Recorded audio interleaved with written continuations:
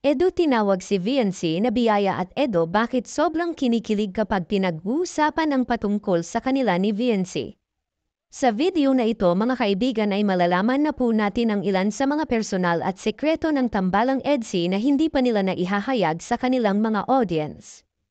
At take note mga kaibigan dahil ang ilan sa mga impormasyon na inyong maririnig ay galing po mismo kay Edo kung saan may mga sinabi si Edo sa pag-uugali ni VNC at ilang bagay patungkol sa kanilang dalawa na ginagawa nilang dalawa off-cam kung saan mas na-enjoy nga nila ito in private. Well yan ang ilan sa mga sekreto na inyong malalaman mamaya mga kaibigan pero bago yan. Pakiusap suportahan po natin mga kaibigan ang lahat ng mga Kalingap beneficiary at Kalingap angels at mula sa paborito ninyong beneficiary na si VNC mga kaibigan pero bago yan. Pakiusap mangyari po sanang tapusin po muna natin ang video na ito bago po tayo magbigay ng sarili nating komento kaugnay po dito mga kaibigan. At syempre wag rin po natin kalimutan na maglutan suportahan ang magamang matubang na si Kuya Val at Kalingap Rab lalo na sa kanilang mga charity works. Salamat po. Edo at VNC meron daw mga behind the scene pero ito daw talaga yung pinaka-romantic para sa kanilang dalawa yan ang sabi ni Edo pero bago yun pag-usapan po muna natin ito. Biyaya sa aking buhay. Biyaya sa aking buhay. Well regarding nasa salita ni Kalingap Edo na biyaya ang tawag niya kay VNC wala naman talagang duda mga kaibigan na pareho silang nag-benefit sa isa't isa. At sa aspeto naman ng pagiging biyaya ni VNC para kay Edo marahil sa gustong iparating na mensahe ni Kalingap Edo ay nakatulong si VNC sa kanyang channel kung saan mas nakilala si Edo at nasuportahan dahil sa kanilang love team at dito nga talaga na-boost yung channel ni Kalingap Edo mga kaibigan. Well kung tutusin pareho naman silang biyaya sa isa't isa dahil silang dalawa ay parehong nakakakuha at nakakatanggap ng benepisyo ng dahil sa kanilang love team. Kamusta kayo ni Biancy? Kamusta? Okay naman. Parang mas tumatagal, mas nakikilala. Nalaman yung mga ayaw at hindi ng isa't isa. Yan sana yan. Walang magbago. One word para kay Biancy, then explain. Yung talagang kung nakita ko sa kanya sumunod sa pool. Kung ano yung ano niya, hindi siya nagbabago sa mga pinangaanuhan niyang mga bagay. At pag ano, kahit anong sabihin sa kanya, hindi nakikita niya kung ano talaga yung nasa ano niya.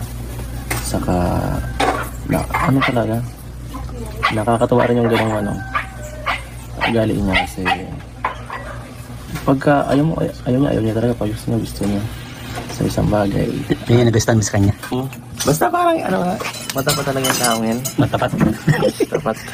At talaga kahit ilang beses siyang na sinusubok ng mga ibang tao. Oh. Wala talaga, hindi siya kaya. Kahit operan mo na kahit nakakamanga siya talaga. Edo at VNC meron daw mga behind the scene pero ito daw talaga yung pinaka-romantic para sa kanilang dalawa yan ang sabi ni Edo pero bago yun pag-usapan po muna natin ito. Well regarding nasa salita ni Kalingap Edo na biyaya ang tawag niya kay VNC wala naman talagang duda mga kaibigan na pareho silang nag-benefit sa isa't isa.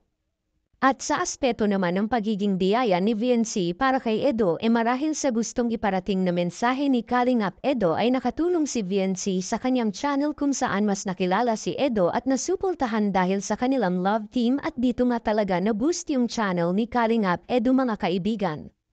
Well kung tutusin pareho naman silang biyaya sa isa't isa dahil silang dalawa ay parehong nakakakuha at nakakatanggap ng benepisyo ng dahil sa kanilang love team.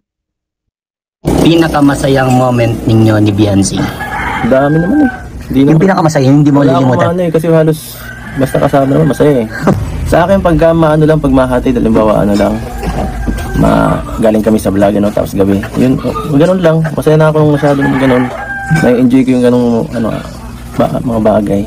Siyempre, kami lang. Tapos, yun, may sariling usapan kami lang. Pero pag kayong dalawa lang, matik na. Samantala ayon na sa sinabi ay ito nga yung bagay na na-enjoy nilang dalawa off-cam at ito nga yung kapag silang dalawa na lang ang magkausap. Regarding pa rin sa mga salita ni Edo ay mas na-enjoy niya yung moment na pinagsisilbihan niya si VNC kagaya ng paghatid at pagsundo kung saan kumbaga mas feel talaga ni Edo yung moment na silang dalawa mga kaibigan. Actually, pareho silang simple lang ang gusto yung makapag-usap ng sarilinan para mas makilala pa nila ang isa't isa at ito nga yung pinaka nagiging memorable para kay Edu mga kaibigan. Kung may darating na isang tao para kay Beyonce, sino to? Sino to? Ako na, andito na ako eh. Kaya dati na ako nakadating eh. Anong nagustuhan mo kay Beyonce? Kaya yung mga bagay na gusto niya talaga. Yung mga ganong klase, ano. Yun ang nagustuhan mo? Saka, Gusto ko niya. oo, ano, straight to the point. Wala Yeah. na, ano pa, wala nang, Paligoy-ligoy pa? walang kimig-kimig, dapat. Lagi ba kayo nag-updatean sa isa't isa sa Kaya, tamad yun mag-reply eh. Yung totoo? Oo, tamad yun mag-reply. Pero ikaw lagi ka na-update sa kanya. Sakto lang din, pag nagre-reply lang din siya. Samantala, iyan lang po muna ang ating latest update patungkol kay VNC. Maraming salamat po sa panunood ninyo. Ingat po kayo at God bless mga kaibigan. At yun na guys, ang nangyari sa EDC guys, no? Hanggang dito na lang ang ating reaction video ngayong araw na to guys, no? At kung bago ka pa lamang sa aking YouTube channel, please like and subscribe na rin po at pakipindot na rin po ang notification bell button para updated po kayo sa mga ilalabas nating mga reaction video mga kalingap, no? At suportaan po natin ang buong kalingap na si Kuya Balsads Matubang, Ate Ana Vlogs, Kalingap Rab, at buong Kalingap team at mga Kalingap Reactor guys, no? Hanggang dito na lang ang ating reaction video. Maraming salamat sa panonood. Stay tuned lagi at maraming salamat. I love you all. Mwah mwah. Chup chum. Bye-bye.